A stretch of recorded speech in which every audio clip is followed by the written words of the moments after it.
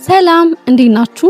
ውድ የቻናሌ ተከታታዮች ዛሬም እንደተለመደው የጠፋው ሬሳ የተሰኘውን ልብ አንጠልጣይ ተከታታይ ታሪክ ክፍል 5ን ይዤላችሁ መጥቻለሁ። ለቻናሌ አዲስ የሆናችሁ ቤቱን ሰብስክራይብ በማድረግ ጀምሩ። እንዲሁም ቪዲዮ ከተመቻችሁ ላይክ ማድረጋችሁን እንዳትረሱ። በቀጥታ ወደ ቪዲዮ እንሄዳለን።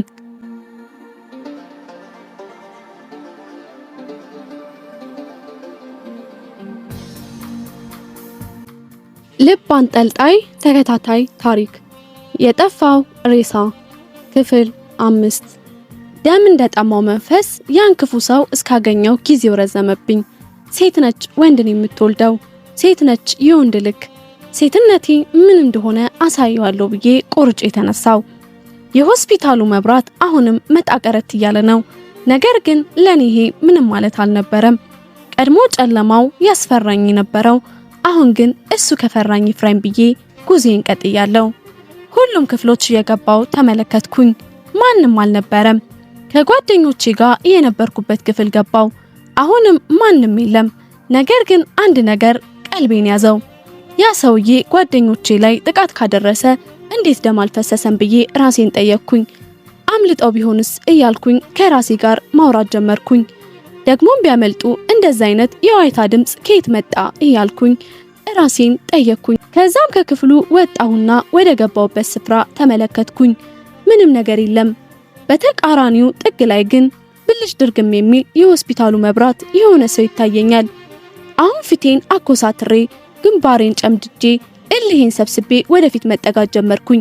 የጓደኞቼን ደም ለመበቀል ከመፈለግ የተነሳ ወደኔ እንኳን እስኪመጣ አልጠበቅኩም። ራሴው ተጠጋው።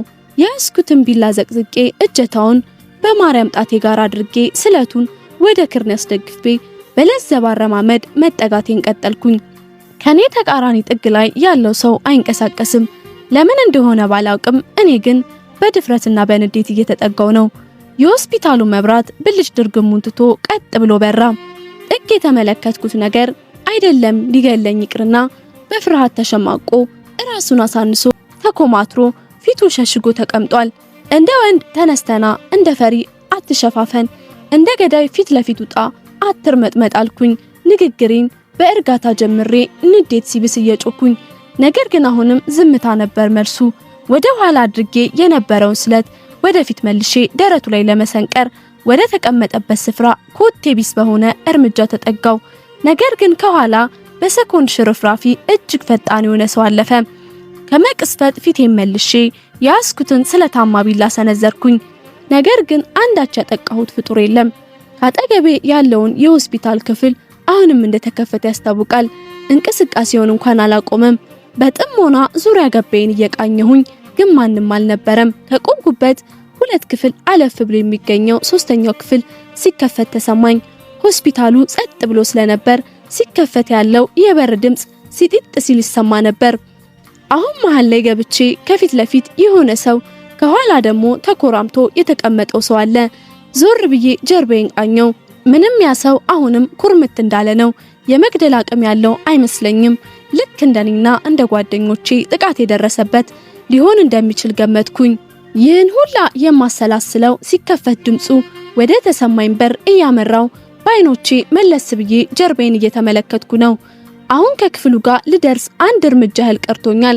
የቀረኝን እርምጃ እግሬን አንስቼ ልራመድ ስል መብራቱ ድርግም ብሎ ጠፋ። ከመቅስፈት አጠገቤ ያለው ግድግዳ ላይ ተደግፌ ቁልቁል ወርጄ ድምጼን አጥፍቼ ጸጥ አልኩኝ። በጨለማው መሃል የትልቅ ቀስቅስ ጫማ ድምጽ ተሰማኝ። ሰፋ ያለ የእግር አጣጣል እንዳለው ከምሰማው የእግር ኮቴ ተረዳሁኝ። ውስጤ ፍርሃት የሚባል ነገር የለም በቀል እንጂ። ነገር ግን ጨለማው ነገሮችን በብዙ ያከበደብኝ ነው። ቢሆንም ግን ገድየው ወይ ገሉኝ ከዚህ አረመኔ ነፍሰ በላ ጋር እለያያለሁ አልኩኝ ለራሴ። እርምጃው እየቀረበኝ ነው። የያዝኩትን ስለት በተጠንቀቅ አዘጋጅቼ እየጠበቅኩ ነው። በድንገት መብራቱ ፏ ብሎ በራ።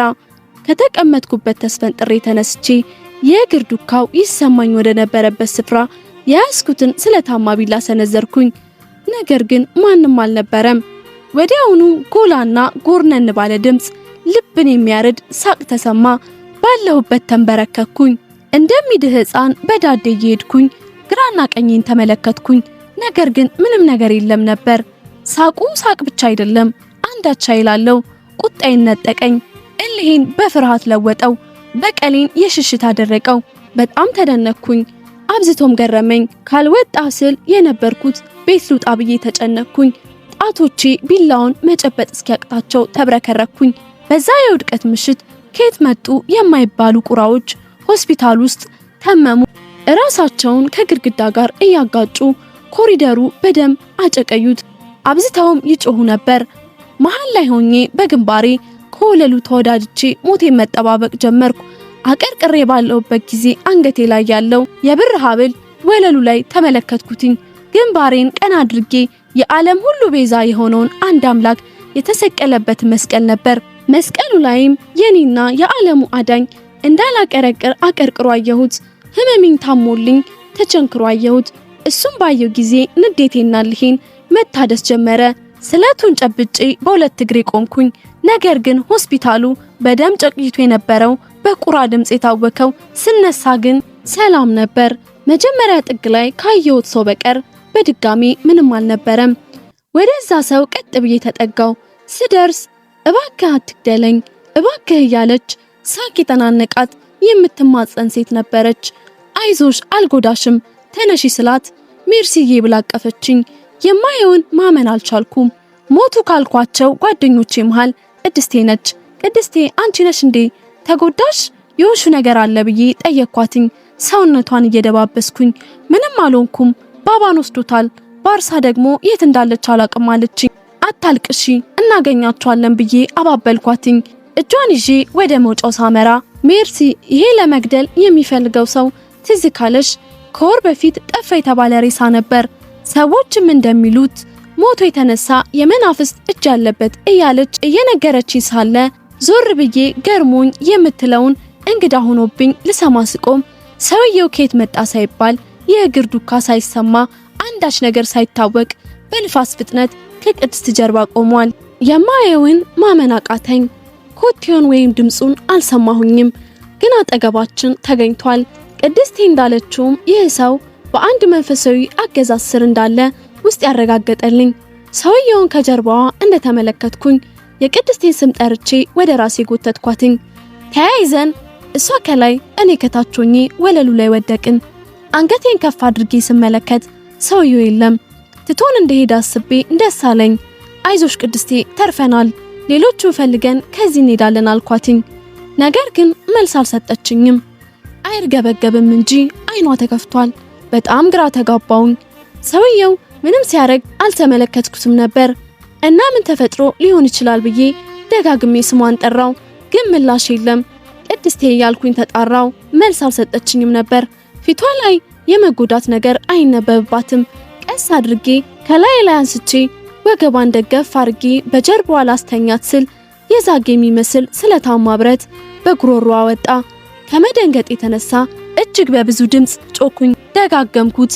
አይኔንም ከሷ ላይ መልሼ በዳዴ ካጠገቧ ሸሸሁኝ። አንዱ ጥግ ላይ ሆኜ ተኮራምቻ ነባሁኝ። ያ አረመኔ ሰውዬ እኔን ለምን እንደማይገለኝ ትንግርት ሆኖብኛል።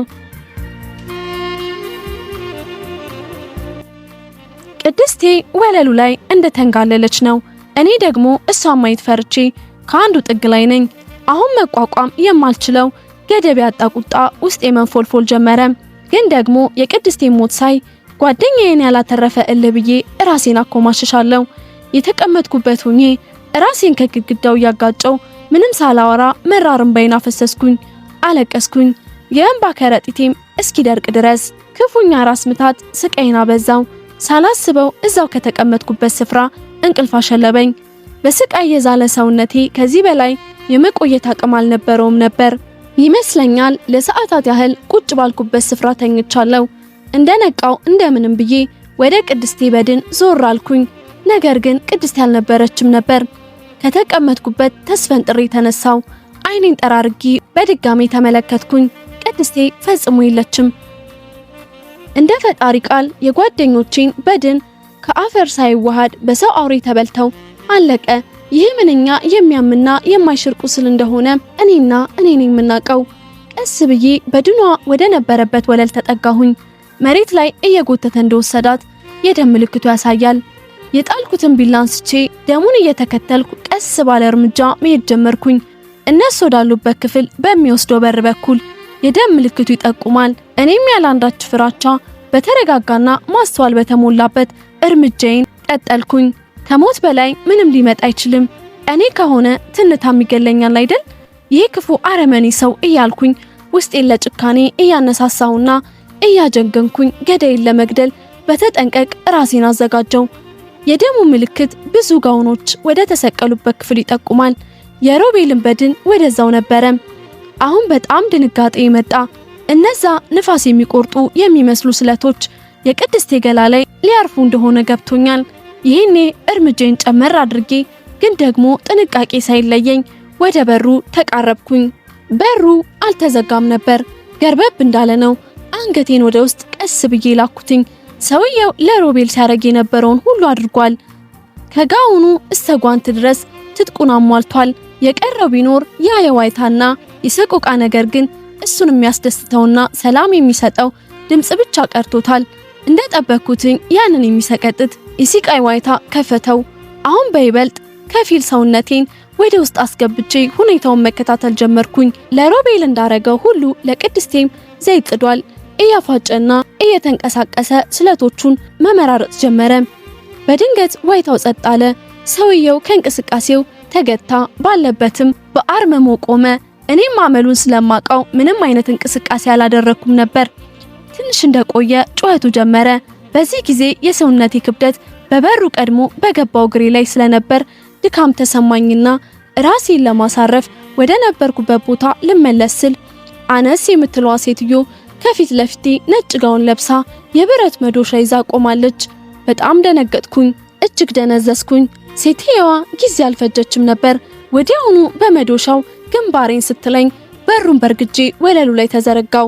እየተስለመለምኩ ወደ ላይ ስመለከት አረመኔው ሰውዬ መጥረቢያውን ከፍ አድርጎ መሃል ጭንቅላቴን ሊያሳርፍብኝ ሲል ራሴን ከሆስፒታሉ ጥግ ላይ ተኮራምቼ ሳላስበው ይዞኝ ከተመመው የሰመመን እንቅልፍ ጉዞ ተመልሼ ከእንቅልፌ ነቃሁኝ። ደና መሆኔን አላመንኩም። ራሴን ጠርጥሬ ከተቀመጥኩበት ተነስቼ ደጋግሜ ሰውነቴን እየደባበስኩ ደህንነቴን አረጋገጥኩኝ። እኔ ብዙ ጊዜ ነፍሴን ያስጨነቃትን ነገር ነው በህልሜ የማየው። እየደባበስኩኝ ደህንነቴን እየተመለከትኩ ሳለ አይኔ የቅድስቴ በደል ላይ ያረፈ። እዛው እንደተንጋለለ ነበር። ማንም አልነካውም። ቀስ ብዬ ተጠጋው። በእጄ እጇን ነካሁት። ገላዋ ከበረዶ በልጦ ቀዝቅዟል። የሷን በድን ምን ማድረግ እንዳለብኝ እያሰብኩኝ ሳለ በድንገት የእግር ኮቴ ሰማው። ወዲያውኑ አጠገቤ ካለው ክፍል ገብቼ ራሴን ከሚመጣው ሰው ሸሸኩኝ። እየመጣ የነበረው ሰው ያ አረመኔ ጨካኝ ገዳይ ነበር። በድኑን ሊወስድ እንደመጣ ገመትኩኝ። ልክም ነበርኩ። ልክ በድኑ ጋር ሲደርስ በርከክ ካለና እላዩ ላይ የደረቀውን ደም በጣቱ ፈቅፍቆ ወደ አፉ ሰደደው። ቀምሶትም በደም የበለዘ ጥርሱን ፈገግ አደረገ። ከዛም ጸጉሯን ይዞ እያንፏቀቀ መሬት ላይ የጎተተ ይዟት መሄድ ጀመረ። እኔ ካለውበት ክፍል ትንሽ ራቅ ሲል ርቀቴን ጠብቄ መከተል ጀመርኩኝ። በድን ሳይና በደም ስጨማለቅ የመጀመሪያ ነው። ነገር ግን ከዚህ በፊት ይህ ሁሉ ክስተት እንደተመለከተ ሰው ልቤ ደንዳና ሆኗል። ብቻ አንድ ነገር መሆን አለበት። ከዚህ አካባቢ እነዛን 3 አረመኔዎች ገድዬ እወጣለሁ ወይ ደግሞ እንደ ጓደኞቼ እዚሁ ቀራለሁ። ስጋዬን ይቀራመቱታል እንጂ መቼም ቢሆን አልሸሽም ብዬ ወሰንኩኝ። ትንሽ እንደተጓዘም በህልሜ ወዳየሁትኝ መበለቻ ክፍል ይዟት ገባ። ይህን ሰው ማጥቃት ካለብኝ እንደዚህ ክፍል ሊያመቸኝ የሚችል የለም። ለራሴም በጥንቃቄ ተዘጋጀው። ልክ ክፍሉ በር ጋር ስደርስ አንገቴን ወደ ውስጥ አሰግጌ ተመለከትኩኝ። ክፍሉ ጸጥ ረጭ ብሏል። አንድም ሰው አልነበረም። የቅድስቴን በድን የለም። ወደ ክፍሉም ዘለቅ ብዬ ገባሁኝ። እስካሁን ያላየሁት የተለየ በር ተከፍቷል። ወደ ኋላም ተመልሼ የሚከተለኝ ሰው አለመኖሩን አረጋገጥኩኝ። በተከፈተው በርም ቀስ ብዬ ወደ ውስጥ ገባው። ነገር ግን እጅግ የሚሰነፍጥ ከባድ የስጋ ሽታ ክፍሉ ላይ ሰፍሮበታል። ሽታውን መቋቋም ስላልቻልኩኝ ወዲያውኑ ተመለስኩኝ። ከዛም አንድ ሐሳብ አሰብኩኝ። ከውስጥ የለበስኩትን ቲሸርት ቀድጄ አፍንጫዬንና አፌን ሸፈንኩኝ። ወደ ውስጥም አመራሁኝ። አልፎ አልፎ ቢሆንም ሽታው ወደ ውስጥ ይገባል። ነገር ግን ከመጀመሪያው የተሻለ ነበር። ይህ ክፍል የተለየ ክፍል ነው። እንደ ሌሎቹ ያን ያህል ብርሃን የለውም፣ ጨለም ያለ ነው። አሁን ሙሉ ለሙሉ ወደ ውስጥ ገብቻለሁ። ነገር ግን ከፊት ለፊቴ የሚታየኝ የላስቲክ መጋረጃ በቀር አንዳች ነገር አይታይም። ወደ ላስቲኩም እርምጃዬን ጀመር። ቀስ ብዬ ጥንቃቄ በተሞላበት መልኩ ነው እንቅስቃሴን የማረገው። ከቀድሙ ይልቅ ነበር እየበረታ መጣ። ቢሆንም ግን ገዳይን ለመግደል ጉዞ ላይ ነኝ። ላስቲኩን ገለጥ አድርጌ ወደ ውስጥ ገባሁኝ። አይኔ ቀድሞ ያረፈው ወደ ላይ ከተንጠለጠሉ በላስቲክ የታሰሩ ነገሮች ላይ ነበር። ምን እንደሆኑ ግን መለየት አልቻልኩም። በእያንዳንዱ በተሰቀሉ ነገሮች በታች የሁላቸውም ጠረጴዛ አለ። መስመራቸውን ጠብቀው ነበር በረድፍ የተደረደሩት። እየተጓዝኩ ወደ መሃላቸው ተጠጋው። ወደ አንዱ የታሰረው ላስቲክ ቀረብ ብዬ ስመለከት ውስጡ ነጫጭ ስጋትሎች ይርመሰመሳሉ። ይህንን ባየው ጊዜ በድንጋጤ ወደ ኋላ ስመለስ ከአንዱ የላስቲክ እስር ጋር ተጋጨሁኝ። ሲንቀሳቀስ ድምፅ አወጣው። በሁለት እጆቼ ይዤ ለመቆም ሞከርኩኝ። ነገር ግን ያን ክፉ ሰው ድምፅ ወደ ተሰማበት ቦታ ሲመጣ ኮቴው ተሰማኝ። ይህንን ባረጋገጥኩ ጊዜ ከአንዱ ጠረጴዛ ስር ተደበቅኩ። የሆነ ስለት መሬት ላይ የጎተተ እንዳለ ከሚሰማው የሚሰቀጥጥ ድምፅ ተረዳሁኝ። እኔም የያዝኩትን ስልቢላ አሰናድቼ መጠበቄን ጀመርኩኝ። ጠረጴዛዎቹ ረዘም ባለ ላስቲክ ስለተሸፈኑ ከስር ያሉት ነገር ካልተረገጠ በቀር በቀላሉ አይታዩም ነበር። ይህ ነገር ትንሽም ቢሆን ሰላም ሰጥቶኛል። መሬት ላይ ሲጎተት የነበረው ስለት ድምፁ አሁን ላይ ወደ ጠረጴዛዎቹ ላይ የተቀየረ ይመስላል። ይህንንም ከምሰማው ድምፅ ለይቻለሁ። እየቀረበኝ እንደሆነ ኮቴው ይነግረኛል። ውስጤ ግን ቅንጣት ያክል ፍራቻ አልነበረውም። ዝግጁ ነበር። እኔ ያለሁበት ጠረጴዛ እጅግ ተቃርቧል። ልቤ ባይፈራም የልቤ ምት ግን አብዝቶ ጨምሯል። በእልህ ከንፈሬ ነክሼ ሁኔታዎችን መጠባበቅ ጀምሬያለሁ። ለሚመጣው ነገር ምላሽ ለመስጠት ሙሉ በሙሉ ዝግጁ ነኝ። መዳፌ ጠንከር ብሎ ቢላውን ጨብቷል። በቀል ውስጤ እንደ ዘይት ይፈላል። ቁጭት አንጀቴን ይበላኛል። ምሬት ውስጤን ይርመሰመሳል። ነገር ግን ሳላስበው እያላበኝ ነበር። ከጥቂት እርምጃዎች በኋላ ካለውበትና ከተደበቅኩበት ስፍራ ደርሷል። እኔ ጋር ሲደርስም ቀጥ ብሎ ቆመ። ጊዜ ሳያባክን ወዲያውኑ አጎንብሶ ላስቲኩን ሲገልጠው በዛው ቅስፈት ወደ ሌላኛው ጠረጴዛ ስር ቦታ በመቀየሬ አላገኘኝም ነበር። አቋቋሙ ጀርባውን ለኔ ሰጥቶኝ መቆሙን በተረከዙ ተረዳሁኝ። ከተደበቅኩበት ጠረጴዛ ስር ቀስ ብዬ ወደ ኋላ ለመውጣት ሞከርኩኝ። ከኋላ ያለው ነገር ቢኖር ግድግዳና ወደ ውጪ የሚያስወጣ መንገድ ብቻ ነው። እዚህ ቦታ ላይ ቆሜ ሰውየውን በሰከንድ ሽርፍራፊ ቢዞርና ቢያይኝ የምሸሸግበት አንዳች ነገር የለም። እንቅስቃሴውን ለማዳመጥ በሚመስል መልኩ በጸጥታ ቆሟል። እኔም ካለውበት ቦታ ጸጥ ብዬ ማሰብ ጀመርኩኝ። ከዛም ቀስ አልኩና ገልጬ አየሁትኝ። ወዳለፍኩትኝ ጠረጴዛ ጥንቃቄ በተሞላ መልኩ ቦታ ቀየርኩኝ። ተደብቄ የነበረበት ጠረጴዛ የመጨረሻው ነበርና የመያዜ ድል ሰፊ ነበር። ቦታ ከመቀየሬ ቅስፈት የመጨረሻው ጠረጴዛ በእግሩ መጥቶ ገለበጠው። ወዲያውኑ የያዘውን መጥረቢያ ባላቅሙ ወለሉ ላይ አላተመው። ይመስለኛል እኔን እንዳገኘኝ እርግጠኛ ሆኖ ለኔ ሰነዘረው ነበር።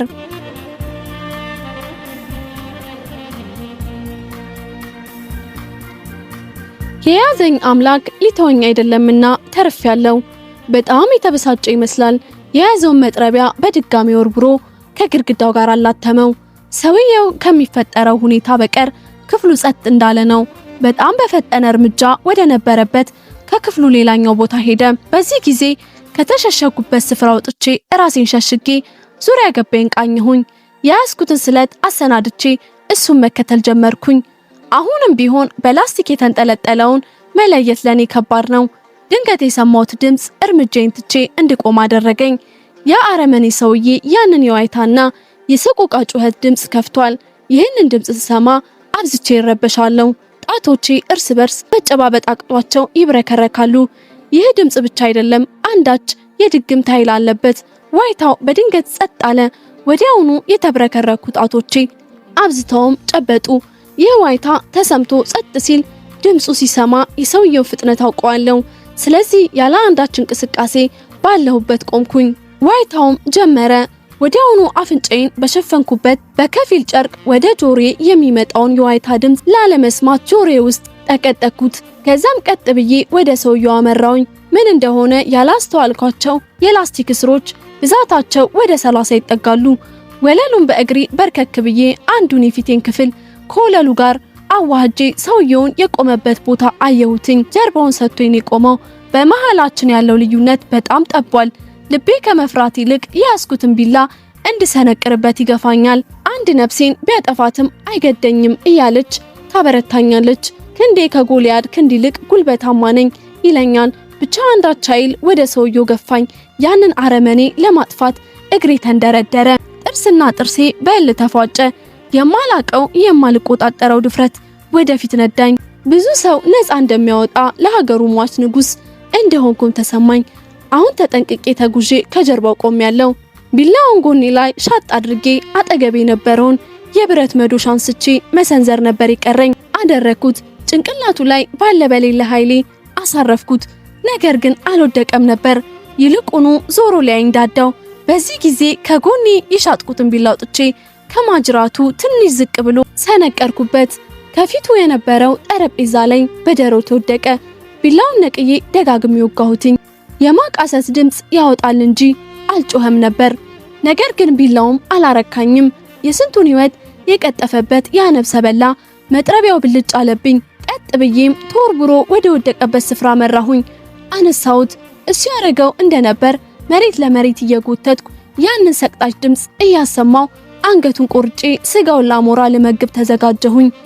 መጥረቢያውን ከፍ አድርጌ ትከሻዬ ላይ አስቀምጬ ነፍሱን ከስጋው ልለያት ጠረጴዛው ጋር ስደርስ የማየውን ማመን አቃተኝ። ጠረጴዛና ወለሉ በደም ከመጨማለቁ ውጪ ሌላ አንዳች ነገር የለም። ሰውየው በቦታ ላይ አልነበረም። በጣም ደነገጥኩኝ።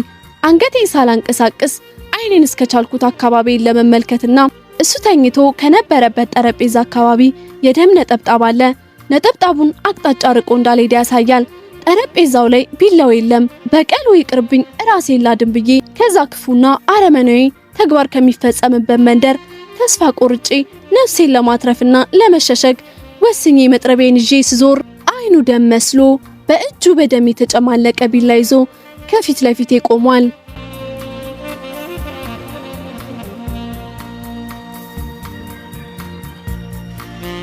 ውድ የቻናሌ ተከታታዮች ለዛሬ ይዤላችሁ የመጣሁት የጠፋው ሬሳ የተሰኘው ክፍል 5 ተከታታይ ልብ አንጠልጣይ ታሪክ ይህንን ይመስል ነበር። በቀጣይ ክፍል እስከምንገናኝ ድረስ ቸር ሰንብቱ።